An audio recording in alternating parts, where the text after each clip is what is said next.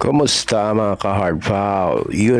Isang malaking balita ang inilabas tungkol kay Steve Kerr, ang head coach ng Golden State Warriors, na may kaugnayan sa isang mahalagang update na direktang makakaapekto nga sa isang guard ng koponan habang papalapit ang desisyon tungkol sa kanyang bagong kontrata. Ibig sabihin nito, may bagong impormasyon o pahayag si Steve Kerr na itinuturing napaka-importante para sa isang point guard o shooting guard ng Warriors. Ang update na ito ay posibleng may kinalaman sa kanyang papel sa koponan, playing time performance, expectation o direksyon ng team sa hinaharap. Dahil dito, nagiging mas critical ang paparating na desisyon ng player tungkol sa kanyang kontrata, kung siya ba ay mananatili sa Warriors o magre-renew o posibleng ang lumipat din sa ibang koponan. Ang sinabi o pahiwatig nga ni Kerr ay maaaring makaapekto sa halaga nga ng player ng kanyang future team at overall sa kanyang direksyon. Sa madaling salita, ang bagong update mula kay Steve Kerr ay may malaking epekto sa kinabukasan niya ng isang Warriors guard, lalo na habang pinagdedesisyonan pa ang kanyang kontrata. Matagal na nga may malaking tiwala si Steve Kerr kay Podziemski mula pa noong kanyang rookie season, hanggang sa punto na madalas itong ikinaiinis nga ng ilang fans ng Golden State Warriors. Para nga sa mga fans, tila mas maluwag o mas maraming pagkakataon ang binibigay sa third year guard kumpara sa ibang mga batang manlalaro ng koponan sa nakaraang taon. Ngunit kahit ano pa nga ang opinyon ng mga fans tungkol dito, malinaw na ang inaasahang pagbabalik nga ni Steve Kerr ay isang malaking balita para kay Podziemski.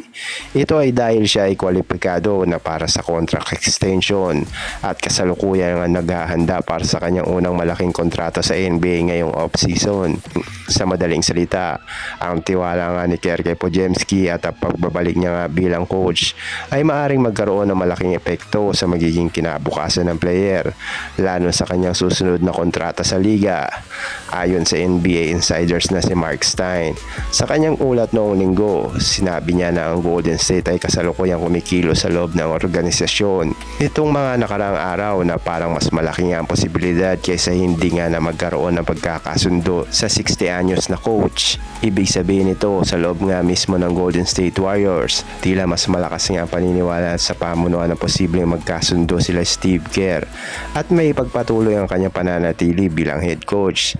Hindi rin labis o sobrang sasabihin niya ng management ng Warriors, lalo na nga ang general manager na si Mike Dunleavy Jr. at may-ari nga ng koponan na si Joe Lacob, na magiging bukas at handang magbigay nga ng pangmatagalang kontrata kay Brandon Podziemski kung mananatili nga si Kerr bilang head coach. Tama man o mali ang pananaw nga nito, alam nga ng mga pangunahing decision makers ng Warriors na may matibay nga pagtingin at pag-appreciate si Kerr kay Podziemski. Kilala siyang paborito o mataas ang tiwala ng coach. Ngunit sakaling umalis nga si Kerr ay mag-hire nga ang Golden State ng bagong coach. Magkakaroon nga ito ng mas malaking kawalan ng katiyakan tungkol sa pagiging papel ni Podziemski sa komponan niya na kinaharap. Dahil dito, maaaring maging mas maingat o hindi agad magmadali ang pag-abot niya ng kontrata sa 23 anyos na player bago man siya nga umabot sa restricted free agency. Sa madaling salita, ang kinabukasan niya ni Podziemski at ang kanyang kontrata ay maaaring nakatali rin sa kung mananatili ba nga si Steve Kerr bilang head coach ng Warriors.